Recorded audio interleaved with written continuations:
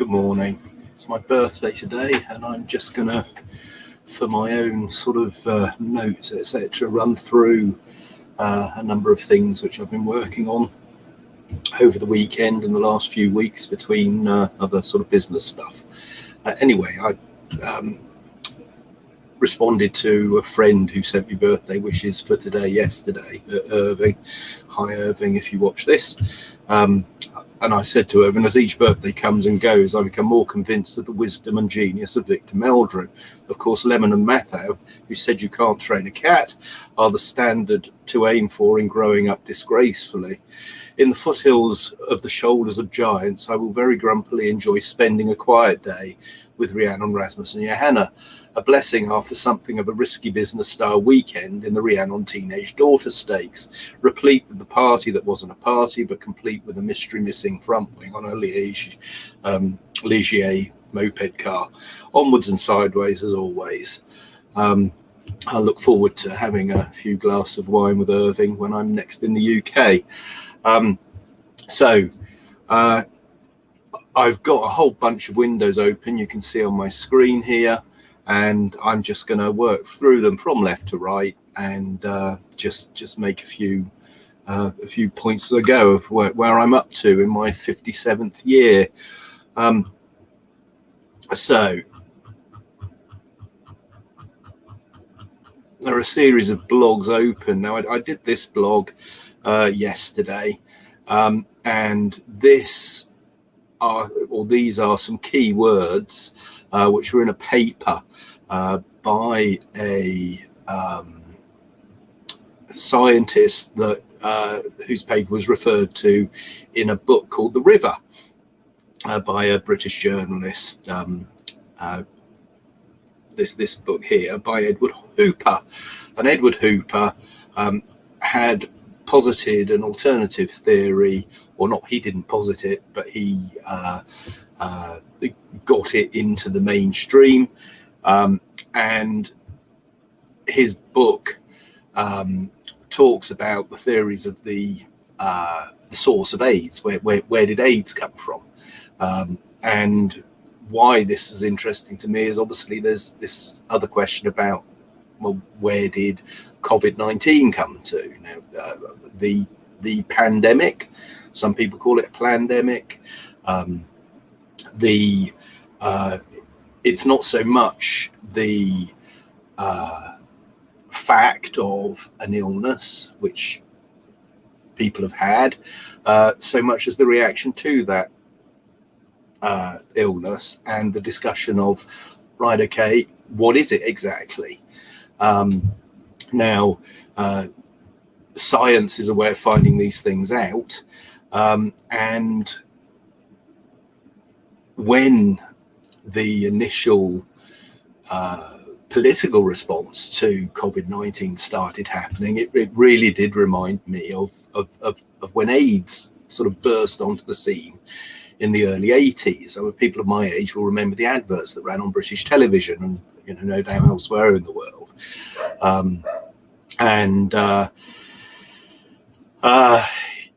What Edward Hooper does in The River, he talks about other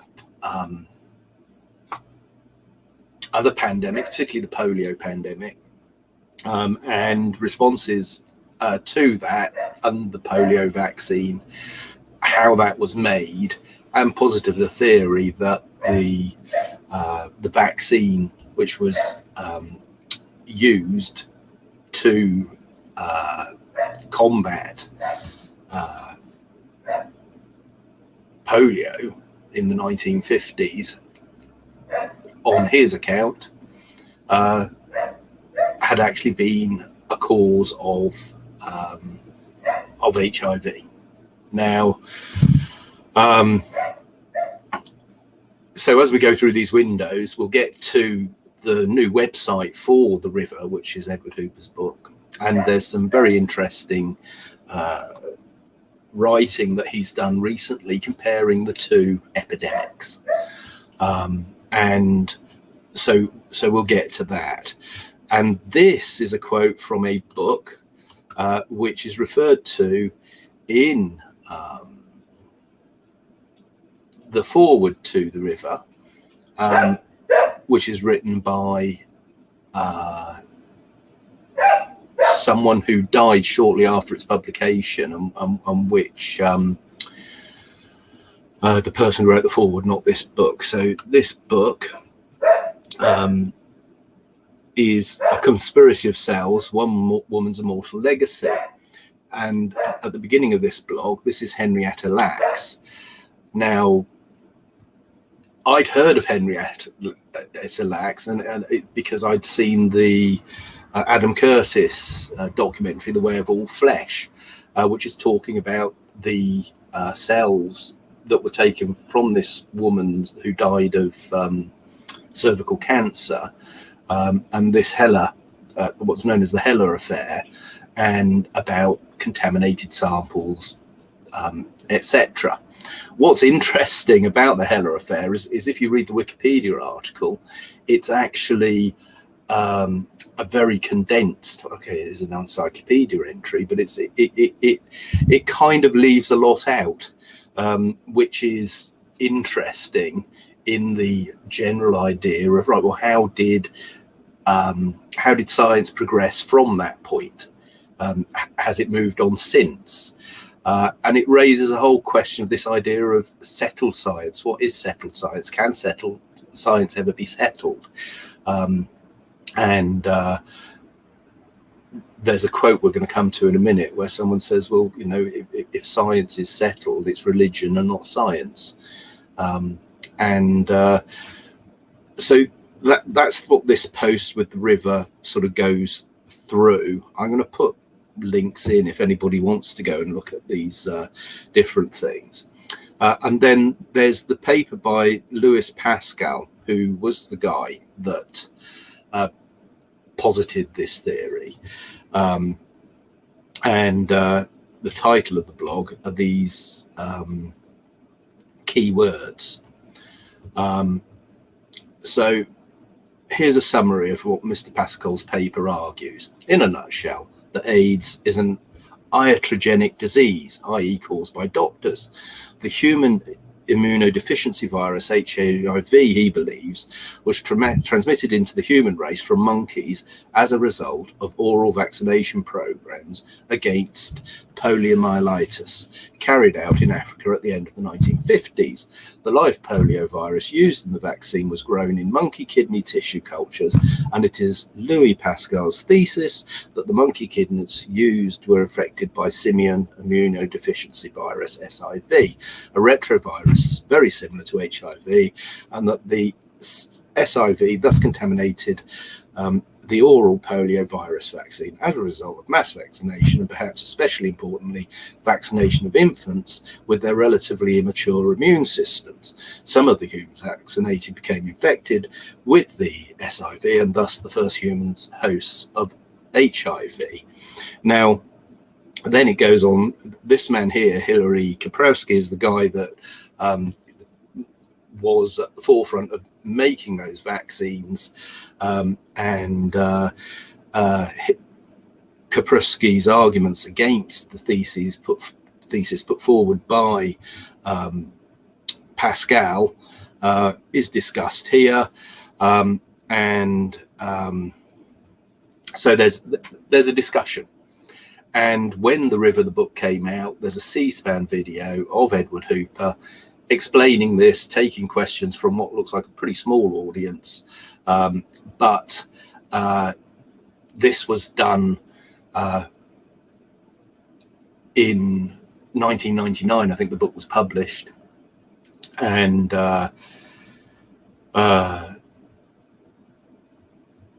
the quality of the debate that followed after is something which the website that Edward Hooper still keeps current discusses, you know, what might have happened if people had accepted, right, okay, you know, science and scientists do make mistakes, do take wrong steps, i.e. are not infallible. So it's, far from opening up all wounds, it's really just trying to inject some good old-fashioned scientific inquiry, skepticism, etc., into the debate. Now,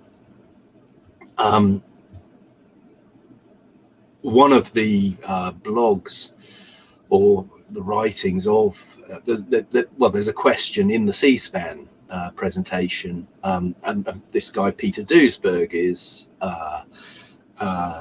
mentioned. And Peter Duesberg was a pioneer of cancer research, and then he was put on the naughty step for publishing a paper which was published in a journal. The editor of the journal was this guy called Bruce Charlton, and Bruce Charlton is a prolific blogger, psychologist, someone that I've read a lot of his work, and has some very interesting things to say about the scientific method, and some problems with, I don't know, we call it corporate science or dogmatic scientism, say. So there are links to that just to sort of get into this general idea that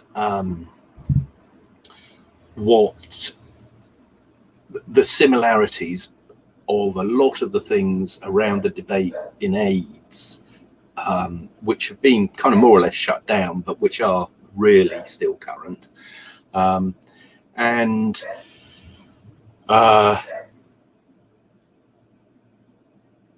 Mr. Hooper is dismissive of Professor Duesberg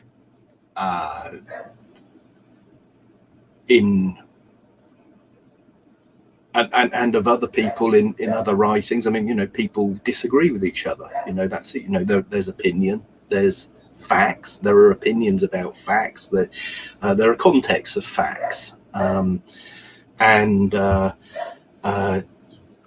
this stuff, of course, it's complicated. So these debates, obviously, with it being September the 11th yesterday, the day before yesterday rather, there are similarities of other debates that have been shut down where people are supposed to be doing science, one of which, this film, 9/11, the academic community, is very good. Another one of which is this film Cool It. Now, the interesting thing about the film Cool It is that at the beginning there's a whole segment about the controversies surrounding and the heat that was put on the allegations of academic misconduct levelled at the author of this book, Bjorn Lomborg. If you watch 9/11, the academic community, and then contrast that with, this is an old science series of documentaries called Heretics, and this is Rupert Sheldrake. This guy here, Maddox, was the editor of the science journal Nature, who basically said that a paper which Rupert Sheldrake wrote, if burning were allowed, this is a book that should be burned. And of course, if someone makes an argument you disagree with, then field the arguments against it and disprove the arguments with argumentation, not with ad hominem attacks. So there's just a theme here of a sort of closed-mindedness in what is supposed to be an open-minded method of inquiry, i.e. the scientific method. And so I'm sort of providing a wider context of that. And then I was interested to see, on 9/11, I rewatched the recording of the interview that Niels Harrit made, which was done by the producers of a documentary that appeared on the 10th anniversary of 9/11. And it's very informative. Now, the sausage machine, if you like, of media, how things are edited, how different takes are done, and then how it's edited together can, what it is, it provides a narrative to sort of steer the mind of the viewer towards a certain conclusion. And these are techniques of storytelling, of narrative telling, but also of pushing foregone conclusions. And this is something in the latest pandemic media and political treatment, which to me was inescapable just to draw the parallels. I remember them from the AIDS debates, and I remember them from the 9/11 debates, and and here we have now with the COVID-19 debates. There are other things like the London attacks, 7/7. There are things that have happened which are still not satisfactorily explained. And why is a very interesting question, and we're human beings, we're curious, we would like to know. And if something isn't quite, actually no, that doesn't seem quite right, let's have a look at that again. That's a very natural thing to do. In fact, scientific people, analytical people,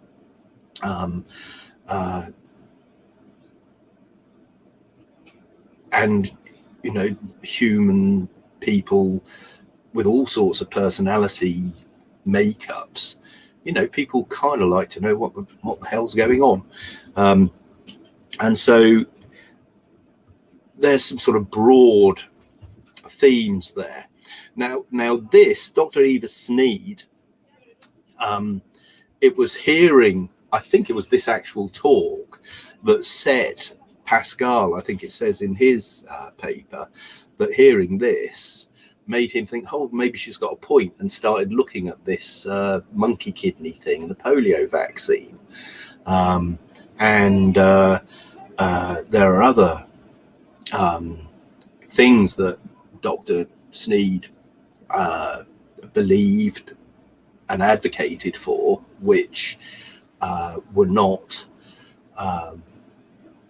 in the views of others scientifically rigorous enough to actually qualify for serious consideration. But her thinking provoked inquiry in some areas. Just because someone will say something which is patently false doesn't mean that everything they say is false.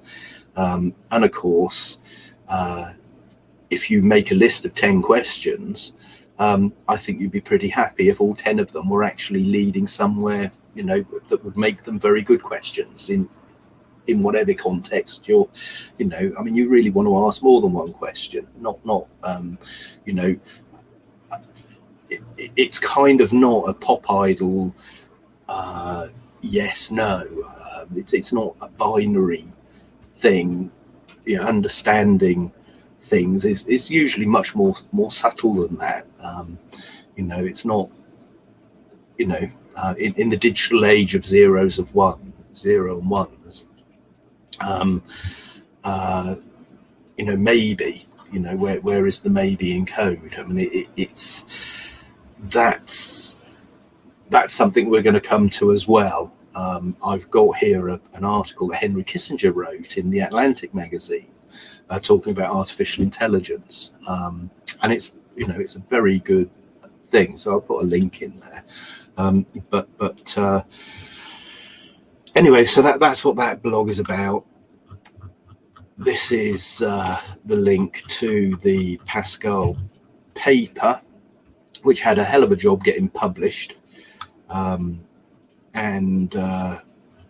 it was ultimately, and it really is interesting, and it was here we are. It was published in 1991.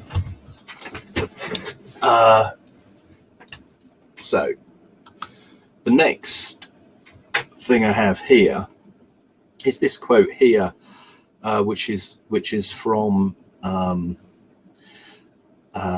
Jose Ortega y Gasset, and I'm just going to read this now. Chapter 11, the barbarism of specialization. The specialist serves as a striking concrete example of the species, making clear to us the radical nature of the novelty. For previously, men could be divided simply into the learned and the ignorant, those more or less the one and those more or less the other. But your specialist cannot be brought in under either of these two categories. He is not learned, for he is formerly ignorant of all that does not enter into his speciality, but neither is he ignorant, because he is a scientist and knows very well his own tiny portion of the universe. We shall have to say that he is a learned ignoramus, which is a very serious matter, as it implies that he is a person who is ignorant, not in the fashion of the ignorant man, but with the petulance of one who has learned on his own special line. And I think that's an interesting point, that, you know, going from the general to the particular and back to the general. So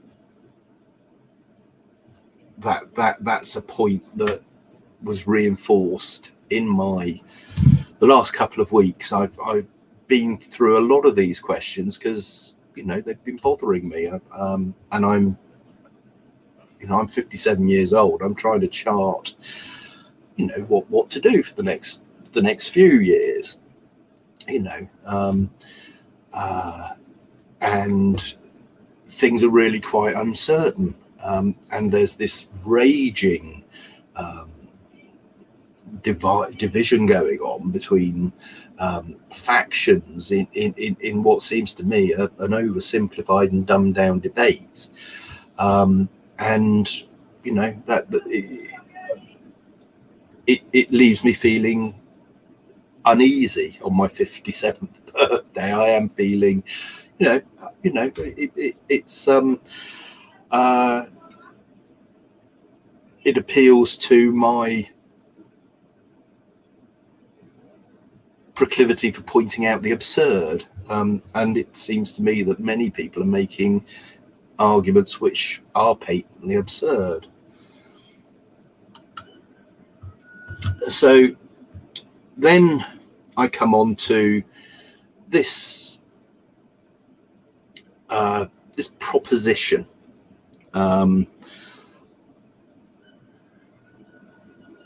I asked myself this question a few years ago. It was back in 2018 when the Syrian civil war,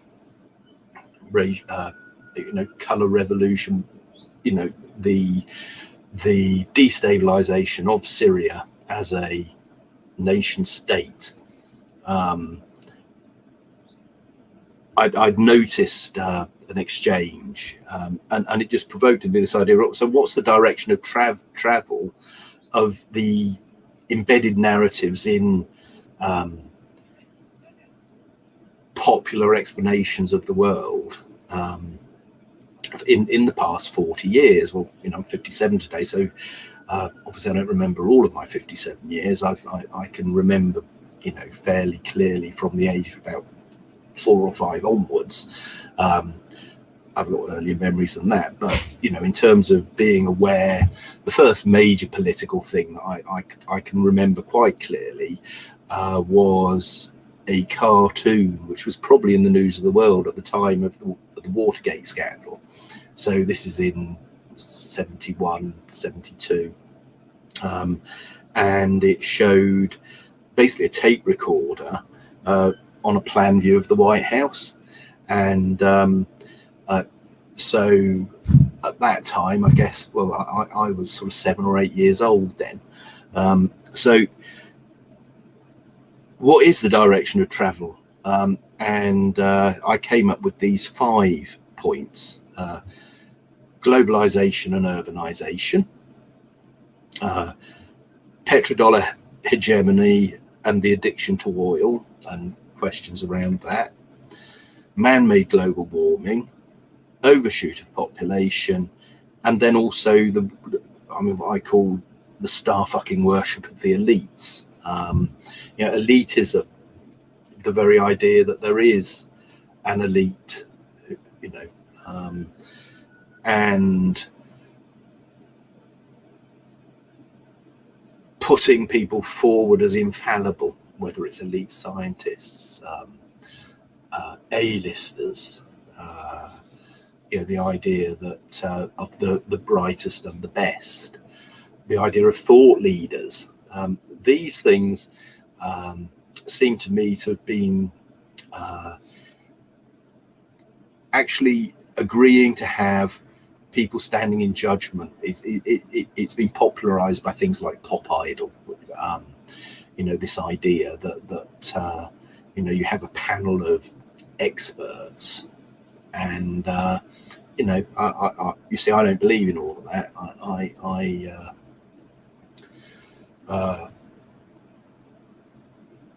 I think if you've got an audience voting on something, that's much more authentic than having, say, 5 experts, especially on matters of opinion.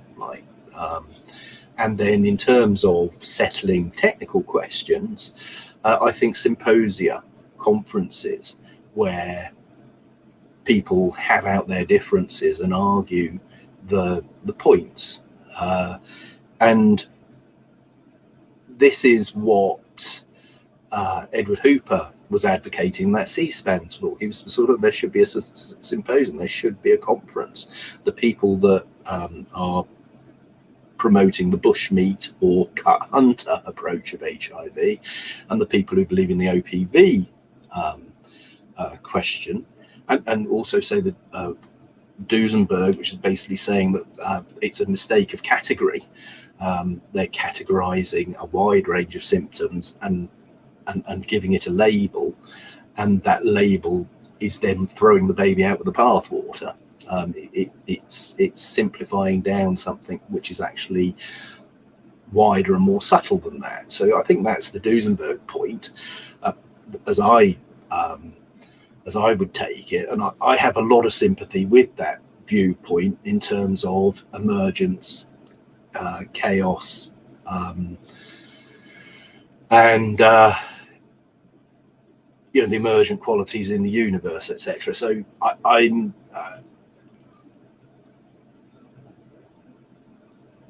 and yet at the same time, I do agree that some people do make their case and carry their argument for particular explanations within boundary conditions of certain things. But if they're to make those arguments, to then put them on a pedestal and say, well, that's it now, I think that's dangerous, and I don't think that leads to progressing, understanding, and improving. I think improvement is always possible. So anyway, that's those sort of 5 main areas, and then there's sub areas within that. The whataboutery is endless in these sorts of questions. So that's the other point. So then this is my Steemit account. I'm not logged into it at the moment. It's published under Tone Freaks, and this is a blog I did about Speaker's Corner, that dialogue and Messiaen Loud process, justice, what love looks like in power. This guy here is Professor Cornell West, who's is pretty much my favorite living philosopher. He's a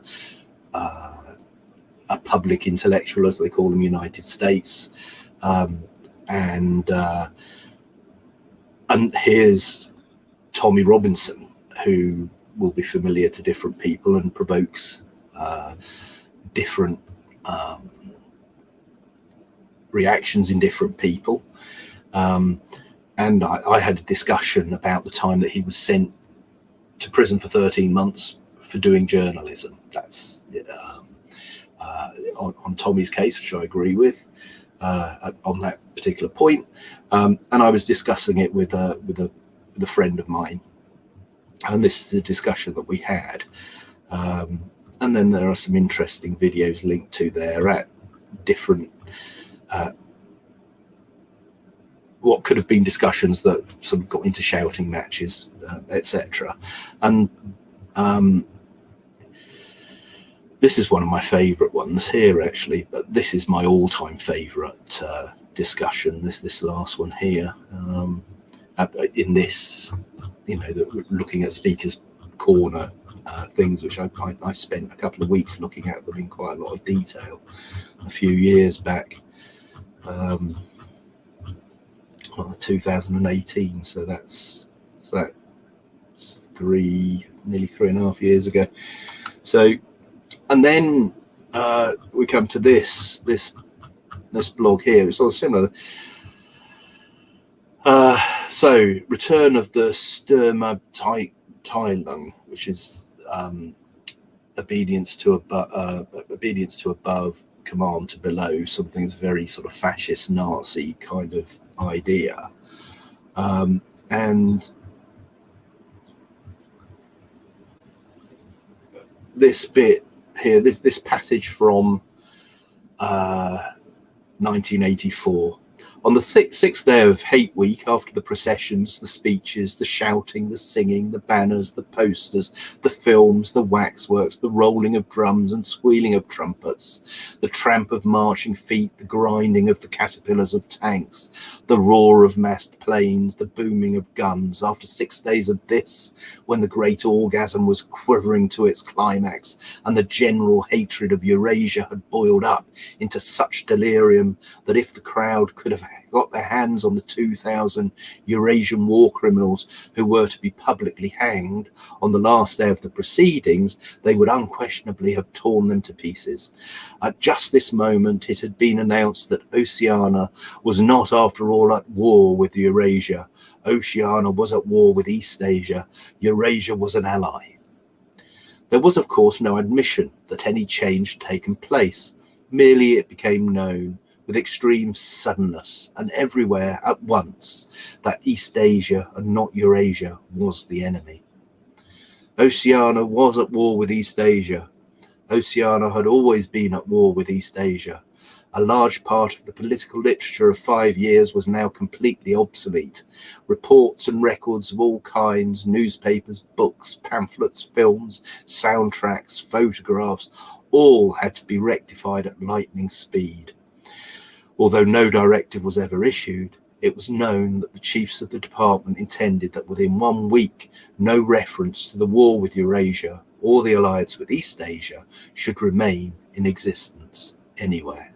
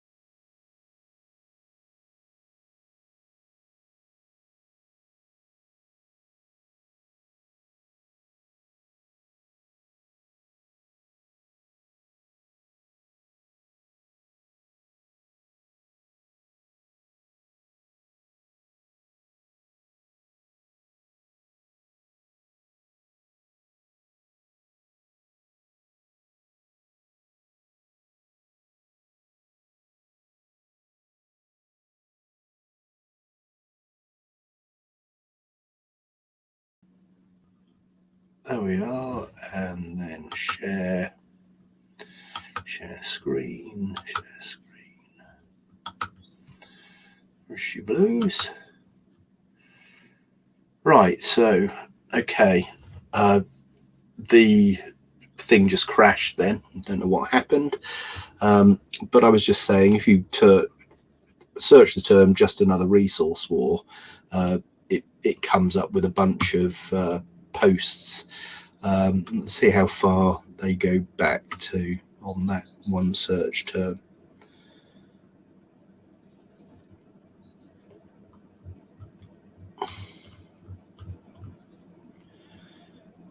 Rather a lot of them.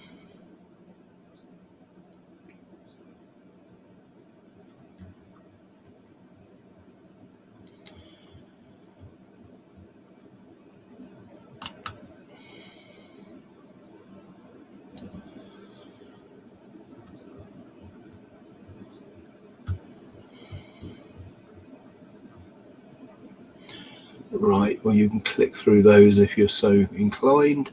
And then the other sort is narratives, and this idea of storytelling narratives, political narratives, the narrative line, the party line, so on and so forth. And so here's a very recent blog I did, Between the Lines of Dominant Narratives of the Past 2 years, where I just posited the question about what's the narrative of the last 40 years, or today for me, the last 57 years. And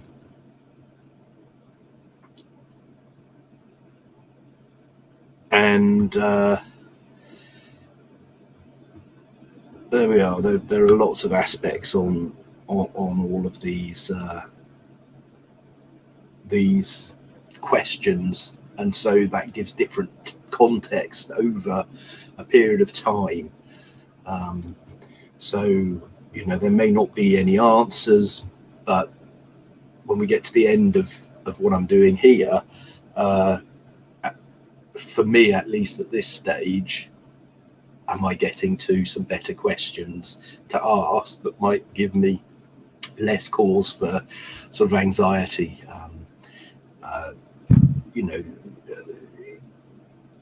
The old saying, the lunatics have taken over the asylum. I made a comment to Ranjan yesterday that the lunatic nerds appear to have taken over the asylum at this point, and more of which later. So moving swiftly on, this is a short kind of poem I wrote called Authentic Discourses on Decisions to Act. A golden rule in folklore's canon holds that what's sauce for the goose is sauce for the gander. Do unto others that which to you would be done. Thus applied in discussion, we should always avoid slander. Believe at the first introduction the habits of authority and induction. When those listening seem deaf to what you tell, refrain, if you please, from poisoning the well. If your working hypothesis requires certitude, refrain from tailoring cross that renders the emperor nude. If to your point you wish others to allude, refrain from a hypocritical, sneering attitude. When your correspondent appeals to evidence, consider their sources, were they well meant. In all matters, skepticism will serve you with equivalence, and always remember to mistrust the government. So a little ditty there, and then these 5 questions. And then this is my LinkedIn page, and I did a long analysis of the Chapter 11 bankruptcy of a large American startup company. Had been going for about 5 years.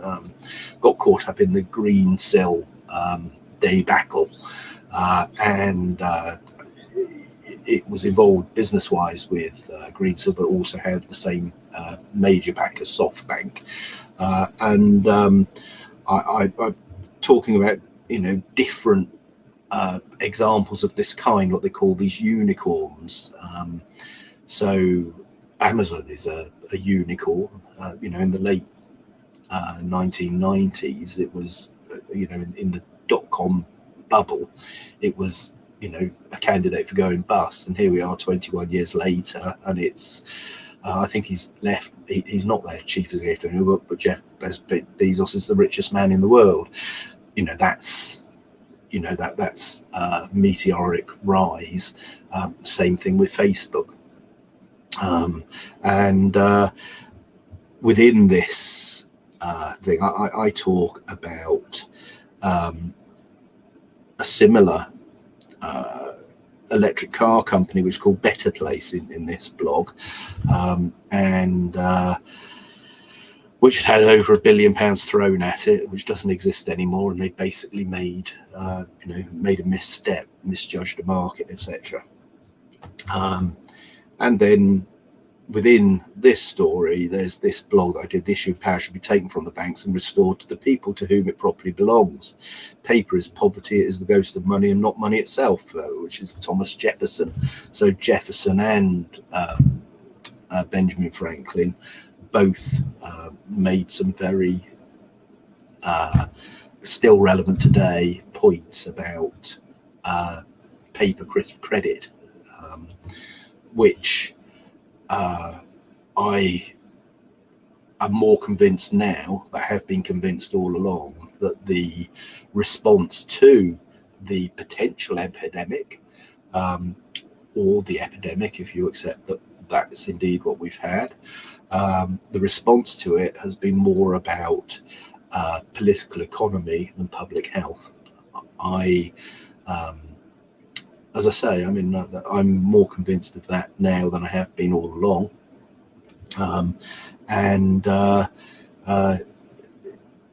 It's the old neoliberal tradition of not letting a good crisis go to waste. So the next thing then that we've got here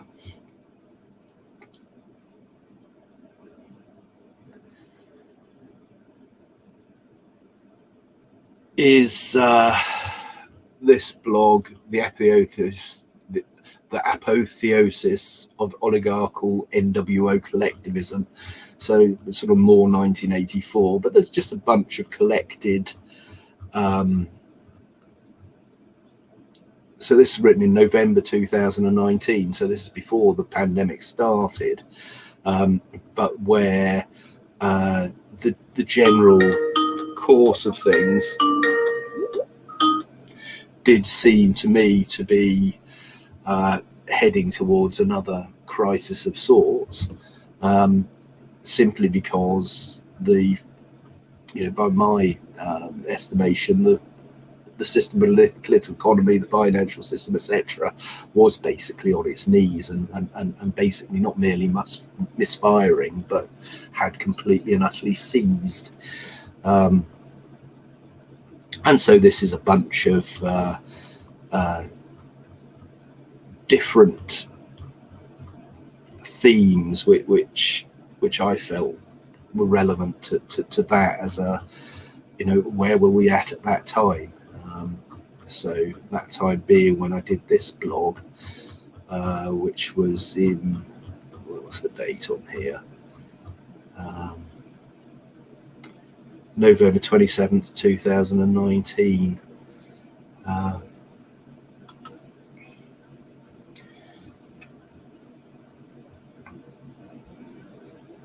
So reviving classical liberalism and Georgism, ending taxation upon term, overturning the tables of usury, reclaiming the profit of God's earth for all. So that's an interesting blog called Liberty Revival, which is linked to in that blog that I've just done there, or just spoke about there. So Crash 2, spooked financial markets, overborrowed banks and IPO bubbles at bursting point, September 2019. So that's a title that appeared in John Ward's The Slog, and then this is my response to that,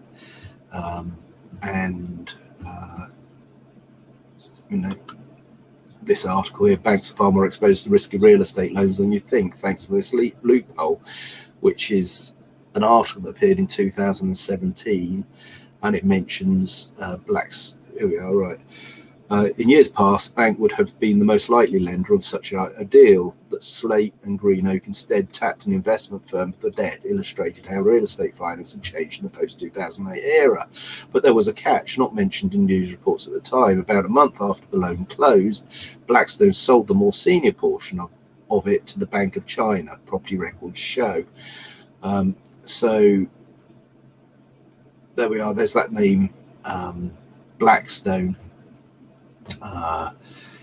Larry Fink and the slog has been talking about this magic circle or group of oligarchs, magnates, call them what you will, who appear to have greater power than the politicians that we're supposed to accept are actually ruling over us, as it were.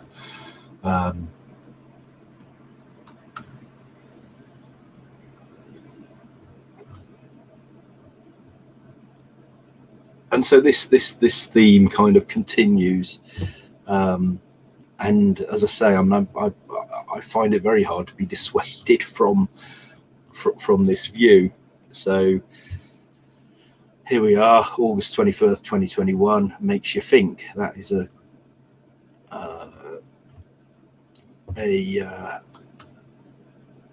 reference to Larry Fink. So here we are, going direct. Blackstone, the repo spike, and COVID purpose, the money pandemic. And here is a discussion which was hosted on UK Column, which Richard Werner appeared in one of the sessions, discussing COVID-19 as a monetary event, which I think is a very important point, more of which I think will be revealed at the COP26 conference in Glasgow, which I believe is in November. And so this is a booklet I put together of various different blogs on that question.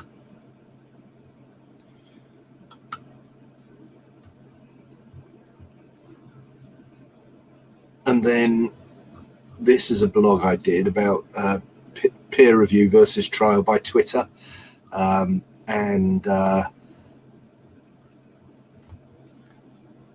This is Complex of Conspiracy, which is a very interesting paper that this gentleman wrote. He's a philosopher, professor of philosophy, actually New Zealand. I wonder what he's making of Jacinda Ardern's dictatorship.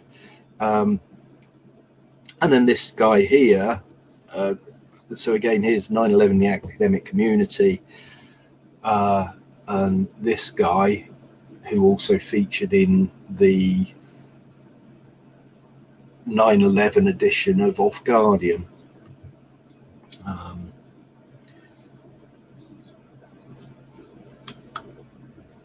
Right, so here's Henry Kissinger's article, which appeared in June 2018 in the Atlantic, How the Enlightenment Ends. It is really worth reading, and as is his doctoral thesis on realpolitik, which you'll if you search, you'll find on my blog.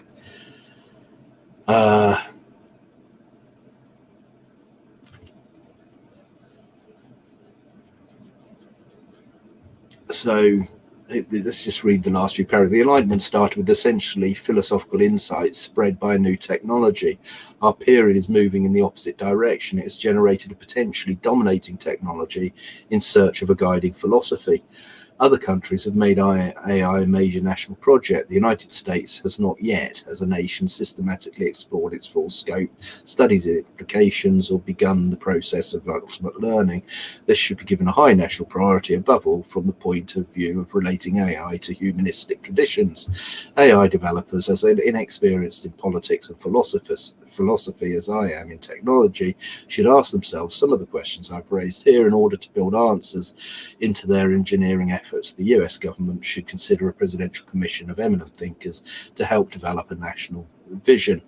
This much is certain, if we do start this effort soon, before long, we shall discover that we've started too late.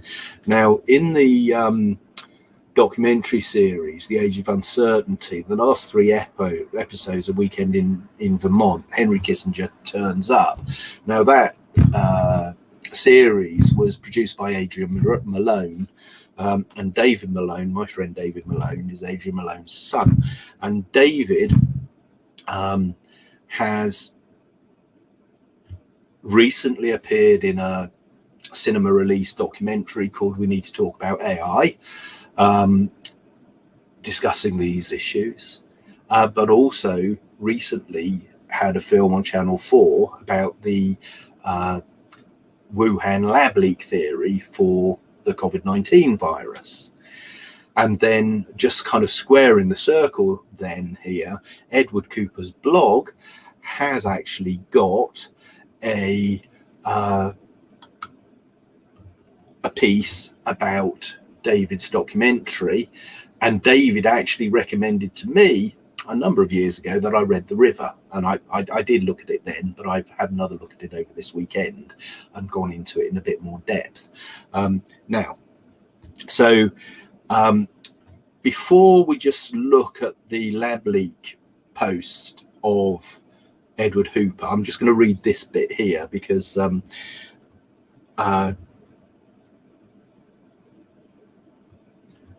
what he says is this, right? At present, the world is facing the 2 greatest threats to human health of the last 100 and probably the last 100,000 years. These being the COVID-19 pandemic and catastrophic climate change. It is a tragedy that at this pivotal moment in world history, at least 5 of the 9 most populous countries in the world are being run by men, and yes, they're all men, who tend to respond to these threats by making biased and boastful political statements, instead of relying on cool judgment and scientifically reliable information. And as an aside, I have to admit that my own country, the UK, now has a leadership which talks a good talk, but which so far has failed to deliver on many of its promises. There really could not be a worse time for so many nations to be saddled with the leadership of so many egotistical and self-serving leaders. Now, wow, it's a pretty loaded statement, and there's lots to discuss in that. People familiar with my own views will know that I remain hugely skeptical about catastrophic climate change, and also hugely skeptical as to whether or not COVID-19 can actually depend, in the same way that Fauci has weasel words his way around discussions on gain of function research at Wuhan. So this is the point about defining terms, and the old aphorism, what one man's fish is another one's poisson,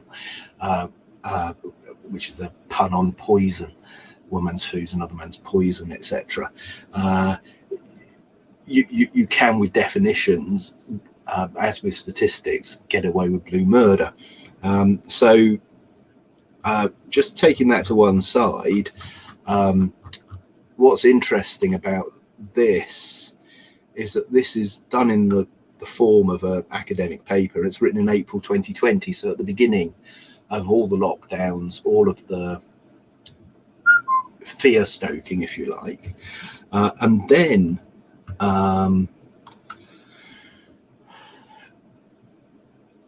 as more facts emerge, the latest posting, this is on Edward Hooper's blog, site supporting the River book and Edward Hooper's site on the origins of AIDS. 8th September, sensational evidence strongly supports the COVID-19 lab leak theory. And the discussion before was sort of saying, well, you can't rule it out completely. And of course, one then waits and sees. Then latest update on COVID origins and a review of the performance of flip-flopping scientists. And then here we go. So just last night, I was able to view the excellent Channel 4 documentary, Did COVID Leak from a Lab in China, directed by David Malone for DNA Productions, and first broadcast on Sunday, August 22nd. In the space of 47 minutes, this documentary made a compelling case for the SARS-CoV-2 virus, which caused the COVID-19 pandemic, having an artificial origin after escaping from a lab in Wuhan, China.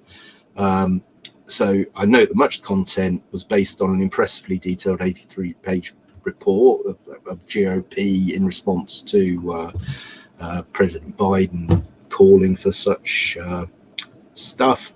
And then it goes into analyze that in some depth, and it really is worth reading. And then the other thing, just going back to this one here, what's interesting is, where are we? Let's just get to, I'll put these links in the description, but this is, right, this is interesting. Point 10.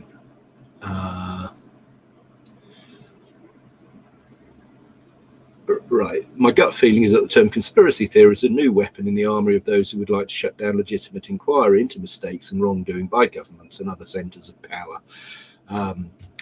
So obviously Edward Hooper isn't familiar with the, I think, public record thing now that conspiracy theory was actually coined as a term to stop people speculating about the assassination of President John F. Kennedy. So he's right about that, but it's been so for a long time.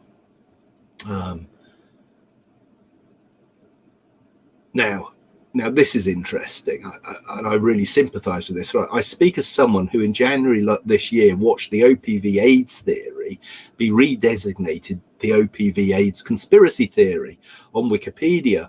The talk pages revealed that the decision to redesignate the page on OPV AIDS was made in exchange of a dozen or so words between two editors who apparently understood little or nothing of the issues involved. So it is that one's research and writing of the last 30 years is dismissed with a casual flourish from a Wikipedia editor's pen. I would, in that, yeah, I've got every sympathy with that. And I'd say, well, look at Dr. Vernon Coleman's Wikipedia article and what happened to that. There's look at, as I say, the in the starting blog here, if you look at the Wikipedia article on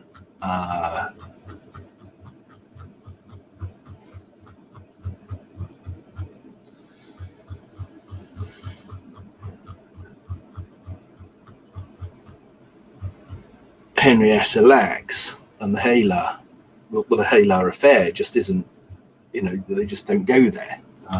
And again, it's a sort of a revisionism. It's a sort of, Oceania, Eurasia are no longer at work. And therefore it's a Rumo 101 type of approach to historiography. So here we go. And then the next bit that's interesting about this is on 8th of April, New York published one of its less impressive pieces of journalism, an article entitled Why Coronavirus Conspiracy Theories Flourish and Why It Matters. And right, okay, this is a very interesting bit about anthrax, a vaccine, and the company Bioport, Carlyle Group, there's that name Bill Gates, and it actually says a killer enterprise, how one of Big Pharma's most corrupt companies plans to corner the COVID-19 cure market, by Whitney Webb and Paul Dago, which is in the Un's review, which will upset a lot of people. But Edward Hooper, has read that piece and has a lot of concurrence with it. Right, so where are we?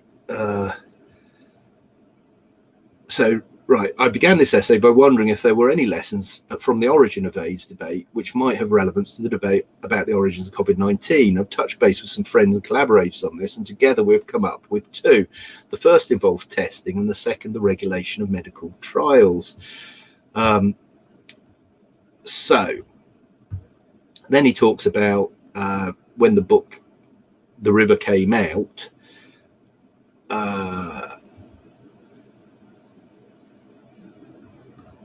the point I wanted to get to here,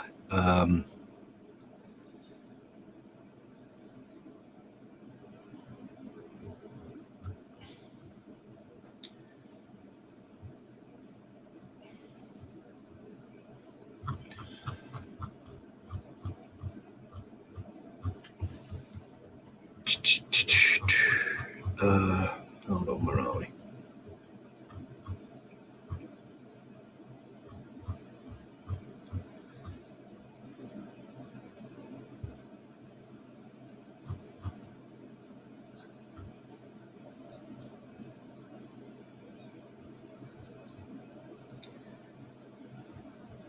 I'm sorry, I've gone quiet here. What I'm trying to find is there are some people that write a letter criticising one of the lab leak papers, and they also appear in the criticism that appeared of his own theory all those years ago.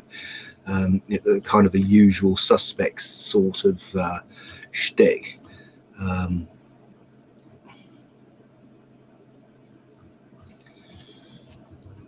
not sure if is that in this one or is it on something else? Just see.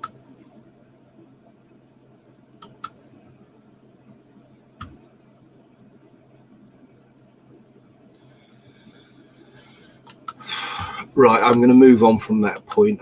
I'll find it and put it in the comments later, because I'm just going to knock this on the head shortly. So anyway, that's that. Then what else have we got here? Right, week in review, science. So this is Judith Curry's blog, Dr. Judith Curry, Climate, etc. And so there's a whole bunch of science stuff here, some of which is talking about these ones I put up. So where are we? Airborne transmission of respiratory diseases, a paper on that she mentions. This is by Roger Pelkey Jr., Catastrophes of the 21st Century, this idea of catastrophism, exaggeration, the 15 minutes of fame. I mean, it all kind of feeds into this, how the pandemic is changing the norms of science, a postmodern acquisition, faculties of re-education,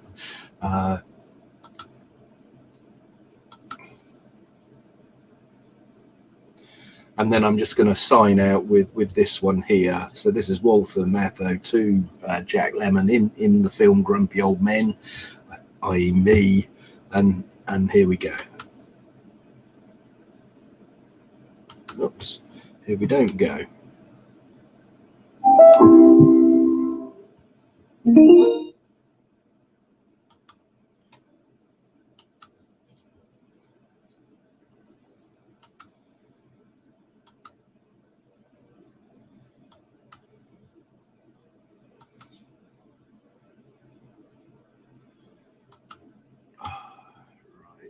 Okay, the joys of live stuff. Where are we? Let's just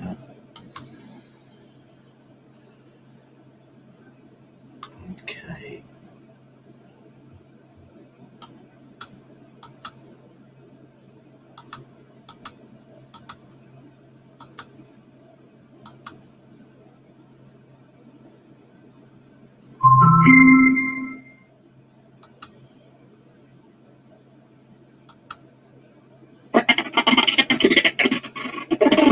Get a cat.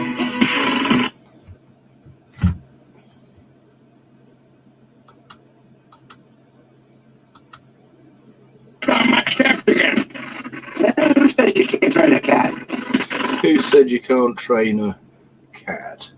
Right, well that didn't really work, and I'm just gonna knock this on the head now, and that's close enough for government work for me.